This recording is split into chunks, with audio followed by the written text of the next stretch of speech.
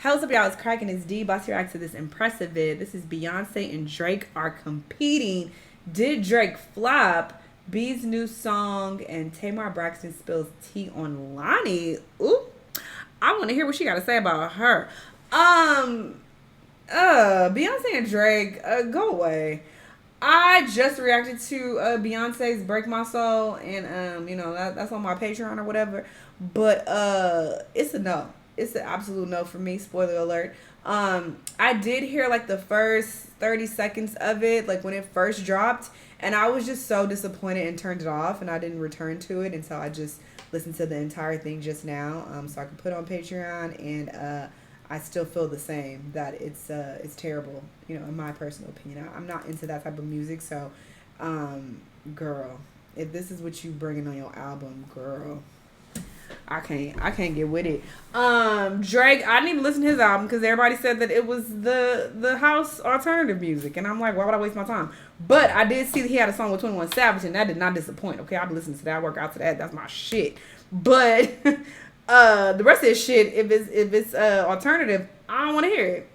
So I didn't even listen to Drake's album because everybody complaining about it. So I'm like, I ain't gonna like it. But yeah, we're gonna see what Deets impressive gives though. Let's watch. Hello everybody, welcome to the Impressive channel. Beyonce dropped her new single "Break My Soul," and this single was highly anticipated. A lot of people were waiting on new music from Beyonce, but "Break My Soul" is a lot different than what people were expecting. I was aware that Beyonce was going to experiment with club music, but I didn't expect her to release a house song as her leading single. But that's exactly what she did. "Break My Soul" is a 90s inspired dance song, and she actually sampled Robin S.'s "Show Me Love," so she was kind of paying homage to that era. Baby, if you want me, you got to show me love. She sampled that. I didn't hear it. And I just listened to that song. I didn't hear that shit. I like that song. That's house music?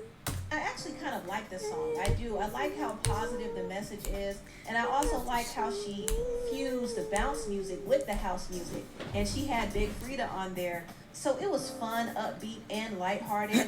If I had a critique, I kind of wish the production had more elements to it because I felt like something was missing in the beat. It did sound a bit generic, if I'm going to be honest. But it's not a bad song. I do like it. And this is not the only song Beyonce is going to release. Her publicist did hint that she will be dropping more music soon. So I'm very interested to see how her sound is. I don't know if she's going to stay with the whole house music sound or if she's going to do something different. Who knows? But I'm not mad at her new single. It's unexpected, but it's... Oh my God. All my favorite artists have been letting me down. From The Weeknd to J. Cole to Drake to Beyonce. Like, fucking Denzel Curry. I wasn't feeling his last album either. I just am very disappointed in these people. Like, I don't like your music. I don't like what you put out. Audience. And the thing I find very interesting about this all is I'm noticing that dance music is having a resurgence. It never went out of style, but it seems like it's becoming trendy, especially since artists like Lizzo, Dua Lipa, The Weeknd, and Doja Cat had success with it. So I see that whole dance music explosion happening again, just like it happened 10 years ago when EDM and techno-pop was really the wave. House music also had its wave as well, and it seems like it's the new wave now. And Beyonce's new song is reflective of that. Y'all give me some underground artists. New album is reflective of that. And I want to talk about Drake's album, honestly, never mind, because I do have a lot of thoughts about it. He dropped it out of the blue this past Friday, and he did this right after hearing that Beyonce was gearing up to release her album. I thought the timing of that was a little suspicious. But Drake did say something interesting. He said, "It's all good if you don't get it yet. We'll wait for you to catch up." So apparently he knew that this was the sound that's being ushered into the industry right now, and he made sure to release his music before Beyonce did to kind of beat her to the punch. And I don't think that's a coincidence. Beyonce had been working on her album for 2 years, and Drake just came out with this one. So I'm like, maybe Drake got some inside information, and he's like, let me be the one to lead the pack. But I will say this. I think it's cool that Drake is tapping into a different market. He's appealing to a different audience, and he's experimenting with his sound. And while I think him making an album like this is a risky move, I do think marketing-wise, it is kind of smart. Because, and granted, I'm not knocking these people. Of course, I'm talking shit because that's what the fuck I do, all right? But I'm not knocking them. Experiment with your sound. Do what's trendy. Get your bag. Do you. I'm not saying don't do this. I'm just saying I don't fuck with it. Y'all can fuck with it all day. Good for you. Congratulations. I don't fuck with it. So I'm just speaking about my opinion and how I feel about it. But granted, do your thing. Even with J. Cole, I was like, oh, this sounds like the music that he wants to make. So good for him. But I don't like it. I don't fuck with it. So let's be clear on that. Because people are so quick to be like, oh, yeah, I think that artist's supposed to stay the same forever and they're not supposed to evolve. Shut the fuck up. Niggas is just saying they don't like it. That's okay. However, when it came to the actual music, I will admit his execution fell flat to me. I just felt like his delivery was very monotone and unimaginative and very uninspired. But the production on the album was actually pretty good, and I feel like a few songs on there had potential. I really like the production on Tie That Binds. Massive and Currents were actually cool. I think Sticky is a hit. Also, Jimmy Crooks featuring 21 Savage is good. And it's obviously a standout song because it's the song 21 that don't miss the most with Drake's core listeners. But everything else was kind of blah. I'm also disappointed that he fumbled Liability because Liability had potential. I do like the fact that he did the whole slowed and reverb sound on it, but I wish he actually rapped on the song as well. He could have added a few rap verses and kept the hook. I would have loved Drake fine when he got a beard. In different pockets and different registers, but I guess he really needs Party Next Door to help him with that because his melodic songs do sound a little dry without Party. But in my final analysis, I will give Drake some credit for actually trying to do something different. However, I couldn't overlook the fact that the album sounded uninspired and rushed. I get the feeling that he rushed to put this album out for two reasons. He heard that Beyonce was working on some dance music and he wanted to get it out before she did. So I think he was trying to one-up her in a sense.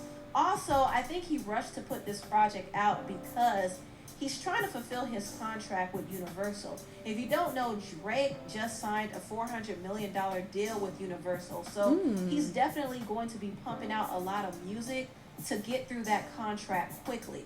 But one thing I don't want is for his music to sound rushed. I want him to put out quality work. I don't mind him experimenting, but it has to be good. It doesn't matter what it is. It doesn't matter if he does country, hip-hop, rock. It doesn't matter. As long as it sounds good, I'll be here for it. Now let's talk about these sales. His album, Honestly Nevermind, is on the track to sell 210 to 230,000 units in the first week. A lot of people are saying that this is a flop for Drake. Now, selling 200,000 in the first week is not a flop for anybody, in my opinion. And the numbers aren't too bad, considering that Drake dropped his album out of the blue with no promotion. But I understand the numbers are underwhelming for an artist like Drake because Drake is used to selling above 500K in the first week. So these numbers aren't great for him, but it's not a flop. And I wouldn't rule the album out completely because I could see a few of the songs becoming hits. Like I said before, Sticky is a hit. I also think Jimmy Crooks and Massive will be hits as well. So Drake is going to pull numbers regardless because he is a hit maker. Now, moving on from music, I want to talk a little bit about Tamar Braxton. Now, recently, Tamar sat down and did an interview on the State of Black Music podcast, and she opened up about her current relationship with her former co-host from The Real. Now, just to give a backstory, Tamar was on the talk show The Real for a few years before she was abruptly fired in 2016. When she got cut from the show, there was a public fallout between her and her co-host, especially with her co-host Loni Love, because Tamar believed that Loni was secretly plotting behind the scenes to get her fired. Loni has denied this multiple times. However, Loni's former friend and collaborator, Cookie Hull, actually revealed that she indeed was trying to influence the producers to get rid of Tamar. But Loni didn't have the power to fire or hire anybody. So technically, she wasn't the reason why Tamar got fired. Technically. Since Tamar left the reel, she has rekindled her friendship with Adrienne Bailon and Tamara Mowry. She also talked about how Jeannie Mai was very vocal behind the scenes when she got fired. And I thought that was very interesting because it was always believed by the real fans that Tamar and Jeannie didn't really get along. But apparently they got along well enough for Jeannie to give her the heads up about a lot of things. This is what Tamar said about her co-host. Well, I've only connected with Adrienne and Tamara. But I think Adrienne is an amazing human being. And I've learned a lot from her because, you know, with her relationships with females, she's taught me how to truly let things go and not have I can teach people that. But not having affiliation. But she taught me that, and that was big in my life. Tamara is a phenomenal human being. And not to my own horn, but I'm the queen of letting shit go. Like, I rarely ever fall out with my friends. Like, literally ever. If we fall out, it's because they on some obvious bullshit. And everybody around it confirmed that they on bullshit. It's not just me saying they on bullshit. They be on some obvious bullshit. But I be getting along well with, like, you know, all my friends. Like, I don't argue with them. I don't start shit with them. I'm not confrontational. So I feel that. People who reached out to me after Tracy passed. And Tamara gets sisterhood. And she gets when you and your sisters don't always agree on things, and that's where we truly really bonded. I mean, a lot of people think that Jeannie and I had beef. We didn't. Like, when everything happened, she was the most vocal out of everyone behind the scenes, and that's not something that people know. And I never said anything because I didn't know that that was something she was comfortable with. And I wasn't going to be like, oh, well, Jeannie told me blah, blah, blah, blah, blah, but Jeannie did blah, blah, blah, blah. A lot. And I appreciate her for that because she didn't have to. So Tamar basically implied that Jeannie was spilling tea to her behind the scenes and she was taking up for her when she got fired. And I respect Jeannie for that because she definitely didn't have to do that. She and Tamar weren't close friends. But one thing about Jeannie is I noticed that she will speak out if she feels like somebody has been done wrong. It's kind of similar to how she stood up for Amanda Seales when Amanda was left out of the Real's farewell episode. Both she and Adrienne got on Instagram Live to stand in support of her. First part of that is like, I thought about your feelings. I was like, oh man, like that doesn't feel good to be left out of anything. And number two, I wouldn't want you to think that this was something knowingly done on our behalf, you know? So that's why calling you was so important. And it was important not just to call Adrienne, I was like, a FaceTime. We are here and we're like, are you okay? Now, Tamar is still not cool with Loni because she really believes that Loni snaked her. However, she doesn't have any animosity towards Loni. She said that she forgave her for what she allegedly did. Loni, you and Loni have... I haven't seen Loni. It's But the truth is, Phil, I don't feel like that's a conversation that needs to be pushed. I feel like God hasn't allowed us to come face to face or come into that, you know, situation because it's not time. You know what I mean? Whether it's for me or for her. You know, I don't necessarily need to have a conversation with her to forgive her, or because I already have. And I don't have to have a conversation, you know, for the public. Yes, agreed. Do you understand what I'm saying? And so I feel like everything is in God's divine timing and order. And when that comes time, you know, it will happen. And I welcome it. I thought that this was a very mature response from Tamar. I do hope in the future Tamar and Loni can have a sit-down talk and set aside whatever differences they have. But if they don't have a conversation, that's fine as well. I think Tamar has moved on from that and she has healed from the betrayal. And she seems like she is in a better place in her life. Anyway, tell me what y'all think about this. Okay. You like it, I love it. Sure, girl. Yeah, I don't really care about the real, so I don't have much to say about that. I need to go listen to Drake's album though, because yeah, I did not even give it a chance. When people said, "Oh, this sounds like H&M music, and this sounds like, you know, could be played at Zara, and this is like giving fist pump music. I was like, oh no, and I didn't even bother. But if there are a few bangers on there, I'm gonna go look for them.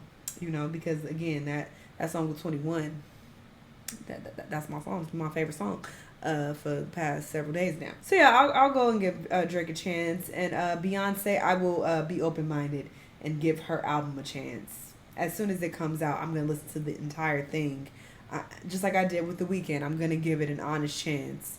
But if it's not given, it's not gonna give, because I am not a fan who is going to blindly follow artists because I like them. That's just not what the fuck I do. So, you know, it is what it is. Anyway, y'all let me know what y'all think about all this stuff. Let me know what other videos you want to watch, and I'll see y'all on the next one. Bye.